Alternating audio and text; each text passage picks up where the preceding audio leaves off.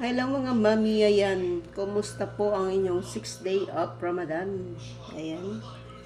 Ang mata ko parang gusto nang pumikit. Mahapdi.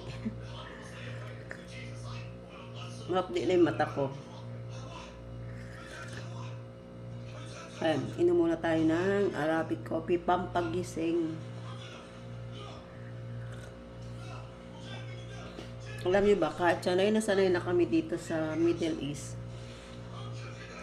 pagdating ng Ramadan talagang napapagod pa rin kami. Paano pa kaya yung mga baguhat, diba? Yung mga first timer, yung nakakaranas ng unang Ramadan, na nasabak sa trabaho, sa hugasin, sa lutuin, sa linisin, sa puyatan. Iyak tawa sigurado. Kami ng mga matatagal na eh. Minsan